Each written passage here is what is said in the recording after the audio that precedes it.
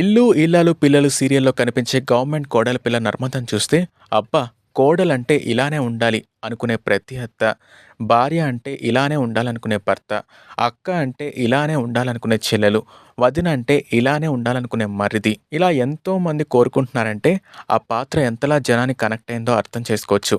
ఈ ఒక్క పాత్రనే కాదు, ఇల్లు ఇల్లాలు పిల్లలు సీరియల్లో కనిపించే ప్రతి పాత్ర చాలా పర్ఫెక్ట్గా సెట్ అయింది.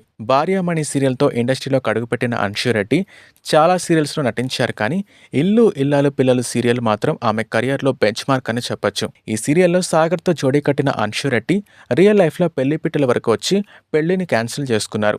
ఈమెకి 2021లో సౌమిత్ రెడ్డితో నిశ్చితార్థమైంది. అప్పట్లో వీళ్ళ నిశ్చితార్థం ఫోటోలు వైరల్ అయ్యాయి. చాలా మంది సెలబ్రిటీలు కూడా ఈ నిశ్చితార్థానికి వెళ్లారు. కానీ ఏమైందో ఏమో, నిశ్చితార్థం తర్వాత అన్షు ఇంకా సౌమిత్ రెడ్డిలు బ్రేకప్ చేసుకున్నారు. అయితే తాజా ఇంటర్వ్యూలో పెళ్లిపీటల వరకు వచ్చి ఆగిపోయిన తన బ్రేకప్ లవ్ స్టోరీ గురించి చెప్పారు అన్షు రెడ్డి. తాజా ఇంటర్వ్యూలో అన్షు రెడ్డి మాట్లాడుతూ, నాకు ఎంగేజ్మెంట్ అయింది, కానీ అది బ్రేక్ అయింది. ఫ్యామిలీ సెట్ కాలేదు, అది పెచ్చలైట్, వాడో అన్లక్కీ ఫెలో అని వదిలేశా. ఆ సిచ్యువేషన్లో టఫ్గా అనిపిస్తుంది, కానీ తర్వాత నార్మల్ అయిపోయింది. డెస్టినీ అంటారు కదా, మనం హ్యాపీగా ఉండాలని అన్నప్పుడు అలాంటివి జరుగుతూ ఉంటాయి అని చెప్పుకొచ్చారు అన్షు రెడ్డి.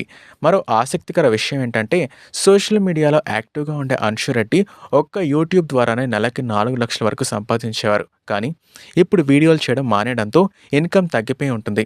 ఎందుకు అంటే, ఒకే విధమైన కాంటెంట్ ఇస్తుంటే జనానికి బోర్ కొట్టేస్తుంది. కాబట్టి కొత్తగా చేయడానికి ఏం లేక వీడియోలు ఆపేశానని చెప్తున్నారు అన్షు రెడ్డి.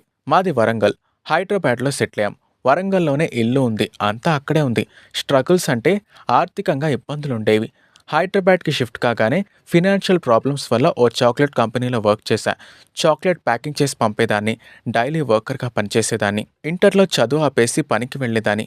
డైలీ 70 రూపాయలు ఇచ్చేవారు. 12 గంటలు కష్టపడితే 70 ఇచ్చేవారు. 3 బస్ టికెట్లను సేవ్ చేసుకోవడం కోసం 6 మైళ్ళు నడిచేదాన్ని. నాతో పాటు మా అమ్మ, అక్క కూడా పనిచేసేవారు. మేం సంపాదించిన డబ్బుతో అన్నయ్యని చదివించేవాళ్ళం. అప్పటికి అన్నయ్య బీటెక్ ఫైనల్ ఇయర్ చదువుతున్నాడు. అన్నయ్య చదువయ్యాక అక్క, అక్క చదువయ్యాక నేను కాలేజ్లో జాయిన్ అయ్యాం. కాస్త సెటిల్ అయ్యాక మళ్ళీ డిప్లొమాలో జాయిన్ అయ్యాను. ఆ తర్వాత ఇండస్ట్రీలోకి వచ్చాను అంటూ తాను గతంలో పడిన కష్టాల గురించి తాజా ఇంటర్వ్యూలో చెప్పుకొచ్చారు అన్షు రెడ్డి.